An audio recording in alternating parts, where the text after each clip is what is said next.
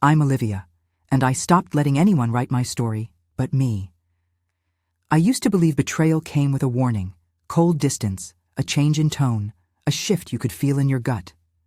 But sometimes it arrives wrapped in a lie so casual, so practiced. It slips right past your defenses. That Saturday started like any other. He kissed my forehead, said, "I'm heading out. Need to grab a few things for the garage." His voice was smooth, too smooth for someone who supposedly needed wrenches and oil, but I brushed it off.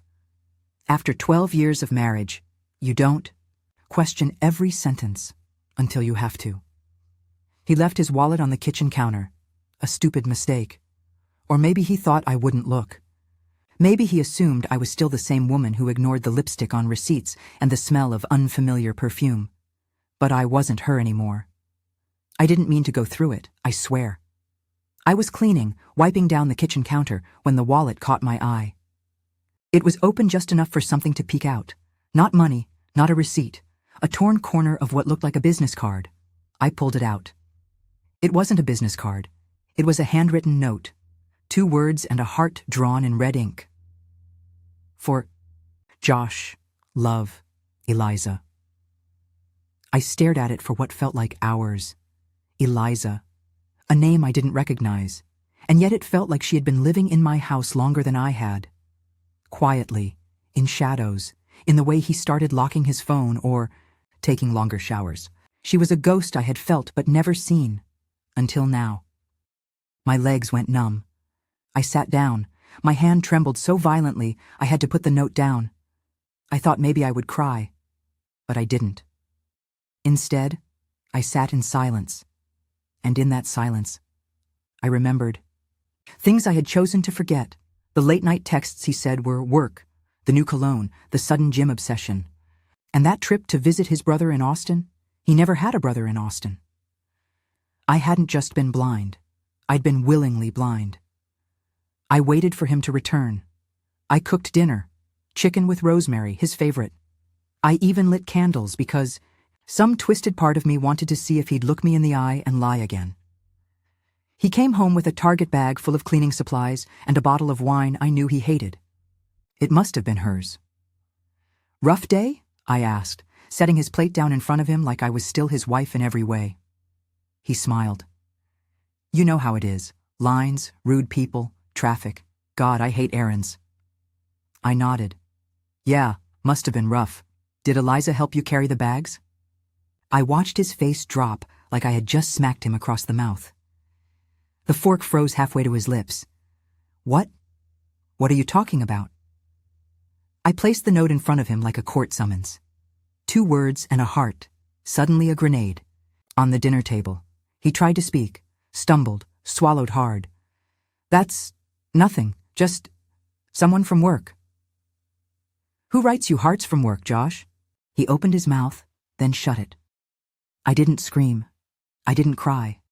I stood up, walked over to the sink, and poured his wine down the drain. Then mine. I wasn't about to toast another night with a man who thought I was stupid. "You lied. To me."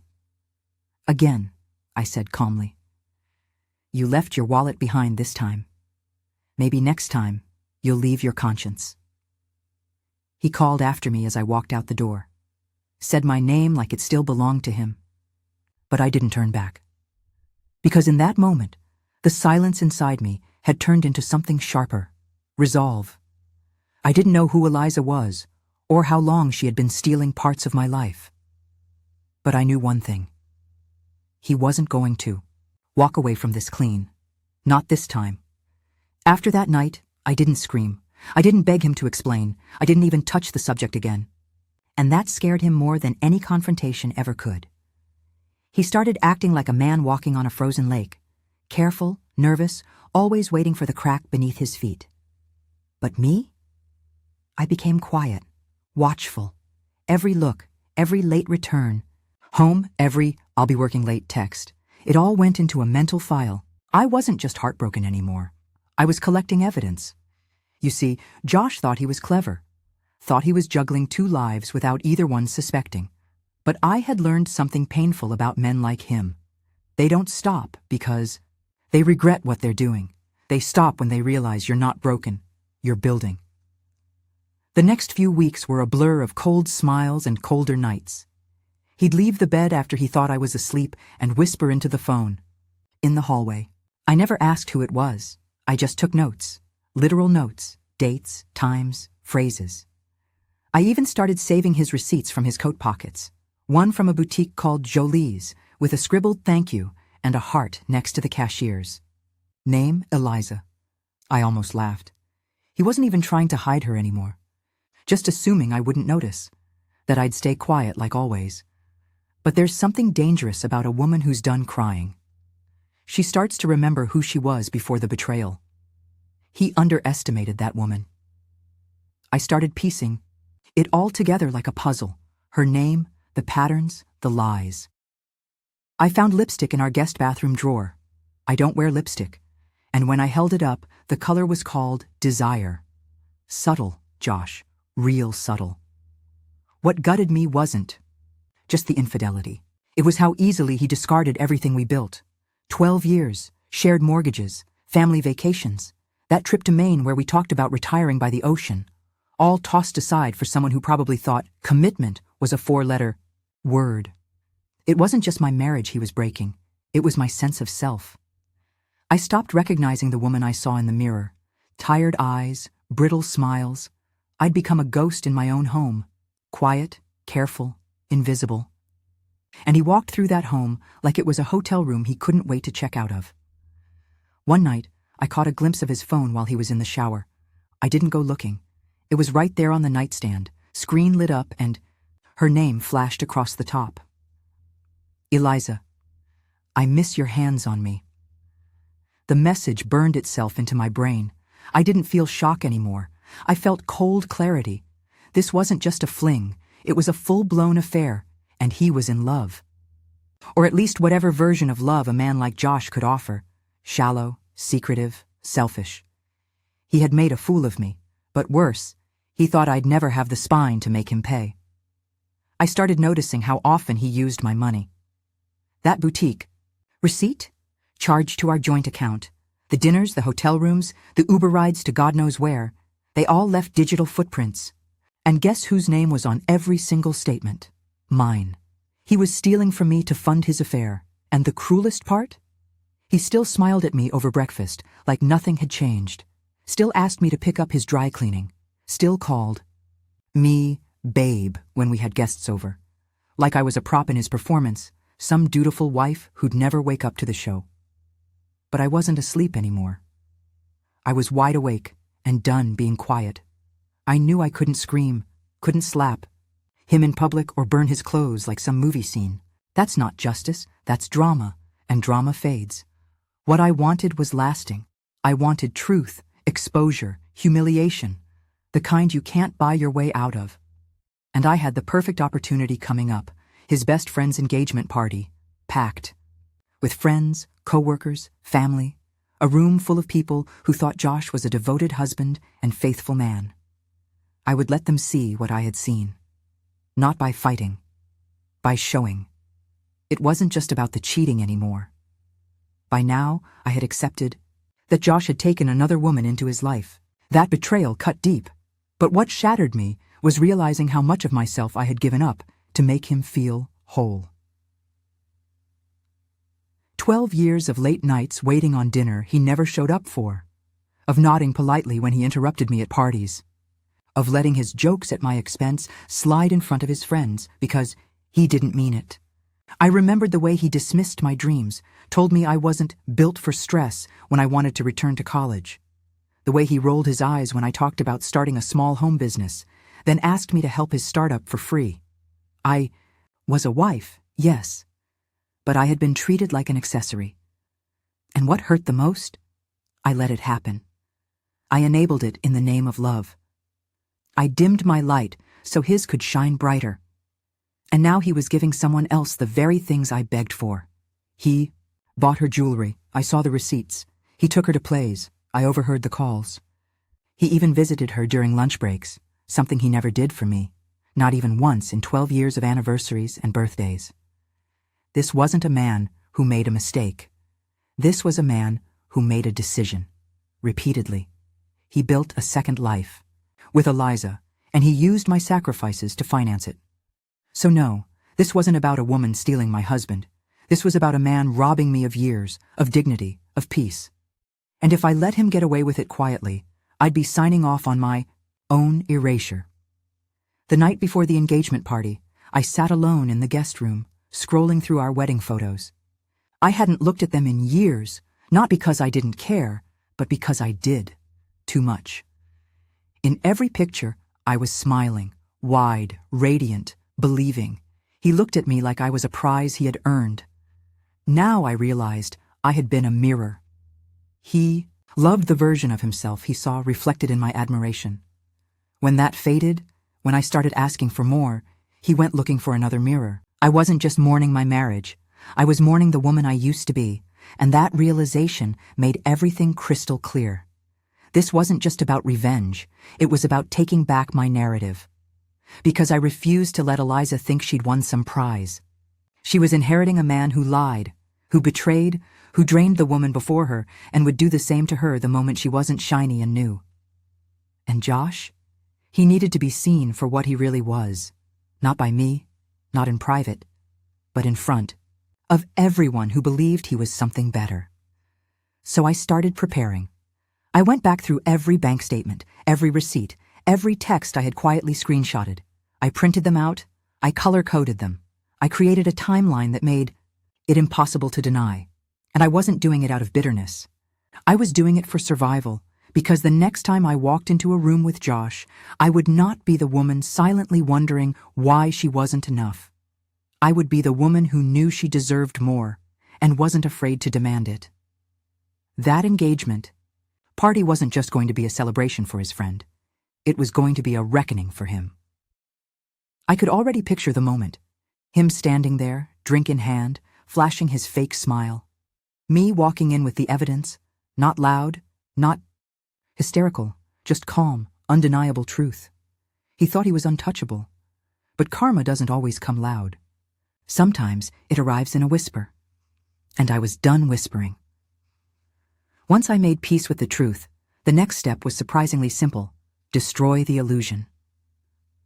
Josh had built a persona around being the good guy, charming, loyal, responsible, the kind of husband who brings his wife flowers just because, the kind of man who helps his friends move, who volunteers to give toasts, who never forgets a birthday.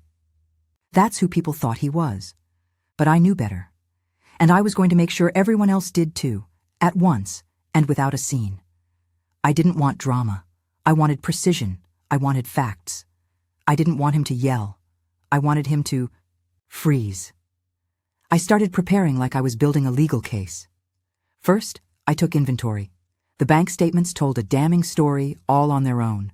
Charges for perfume, dinners at restaurants I'd never heard of, hotel rooms, paid from our shared account, bold, careless, entitled. Then there were the texts. I'd taken screenshots quietly over weeks, messages between them filled with hearts, inside jokes, and dates that matched the charges on the credit card. It wasn't just emotional betrayal, it was financial exploitation, and I had all of it, on paper. I printed everything, not a dramatic stack, but a clear packet, chronological, bullet-pointed, no rage. Just receipts. Next, I thought about when to strike. Josh's best friend, Marcus, was getting engaged. The party was being hosted by Marcus's sister, Eliza's best friend, as it turned out. That meant she would be there. Perfect. A room, full of his co-workers, lifelong friends, extended family, and her, his shiny little secret. It was like fate had curated the guest list just for me. I called Marcus's fiancée, Sophie, under the pretense of offering help with the party. I asked if there was going to be a toast segment. She said yes, after the cake. Even better. I made sure my name was included in the casual open mic section where guests could share memories. Josh had no idea I had volunteered. He was too busy texting someone whose name he had saved in his phone as Eli J., a poor attempt to mask his mess. Now came the hard part. The performance. I bought a dress I knew he loved, the red one with the slit that made him say I looked like fire. I wanted him off balance. I wanted him to think, for just a moment, that I was still the woman who didn't know. I curled my hair, wore perfume, smiled wide, and I packed the folder in my bag. Tucked neatly next to a handwritten note, I wrote just for Eliza. You deserve the full version of the man you're in love with. Enjoy. His wife. This wasn't just revenge. This was accountability. And strangely, I didn't feel nervous. I felt awake, more alive than I had in years. Because for the first time in a long time, I was walking into a room with power, not because of who I was to him, but because of what I knew about myself. That I had stayed loyal, even when he didn't deserve it. That I had remained quiet long. Enough. That I had done everything right, and still been betrayed. So if he was going to walk around in that room, grinning like a man with nothing to hide, I was going to be the one to pull back the curtain, and I didn't need to raise my voice to do it. I just needed one moment, one microphone, one truth. Because the thing about men like Josh is, they believe the show will go on, no matter what. They do backstage. But tonight, I wasn't in the audience. I was holding the spotlight, and I was about to turn it directly on him. The night of the engagement party arrived like a storm you can hear long before it hits. I stood in front of the mirror, adjusting my dress, checking my earrings, calming the flutter in my chest. But it wasn't fear, it was resolve. I'd already survived the worst part, being lied to by the man I trusted most. What came next wasn't confrontation, it was liberation. Josh was waiting for me in the car, humming along to the radio like we were still in sync. He reached over to squeeze my hand. I let him. He had no idea. The party was beautiful. Twinkle lights in the trees, champagne flowing, laughter rising from little clusters of guests, catching up on years and stories. Everyone was dressed in their best, including Josh, who had the nerve to wear the tie I bought him for our 10th anniversary. It was almost laughable. He made his rounds, charming as ever. He hugged old college buddies, kissed Sophie on the cheek, toasted Marcus like a brother. He was the image of warmth and charisma. And then I saw her. Eliza. She was exactly what I expected. Pretty in a polished, curated way. Younger, full of that glossy confidence that comes when you think the world is still something you can conquer with a smile and a nice dress. She didn't notice me at first. But I noticed her. She stood close to Josh, brushed her fingers along his jacket sleeve when no one was looking. They were practiced, familiar, sneaking intimacy behind laughter. I sipped my drink. I waited. Then came the moment. Sophie tapped her glass with a spoon and invited everyone to gather near the microphone for a round of stories, toasts, memories. The music lowered. Guests began to shift toward the lawn's edge, where the mic was set. Josh leaned toward me. You want to say something? I smiled. Actually, yes. I already signed up. He blinked. You did? I touched his arm. Don't worry, you'll love it. I walked calmly to the mic, folder in hand. There must have been 50 people. Staring up at me, all dressed in elegance and expectation, I cleared my throat. My voice was steady. Hi, everyone. I'm Olivia, Josh's wife, 12 years and counting. There were polite chuckles. I smiled like I was about to give a cute speech. What I love about engagements, I began, is the honesty, the hope, the promise to give your heart to someone entirely, with no secrets. I glanced at Josh. He was smiling, frozen in it. Like a man caught mid-blink in a photograph that won't develop right. So in the spirit of honesty, I continued, I thought I'd share what I recently discovered about what love really looks like when it's not returned. Then, without changing my tone, I opened the folder. I found this note, I said, holding up the small pink slip, tucked in my husband's wallet. To Josh, love Eliza. I'm sure many of you know Eliza. She's here tonight. Gasps. Chairs shifted, heads turned. Eliza's face paled. Josh stood still, like stone under floodlight. I wasn't done. I held up a few pages. Here are the statements, joint account charges for hotels, dinners, gifts, all during nights. He told me he was working late. All while I was home cooking dinner, waiting. Silence spread like a spill. And before you ask, yes, I could have done this at home, but so did he. He betrayed me from within our home, so I'm reclaiming my voice where it'll echo loudest.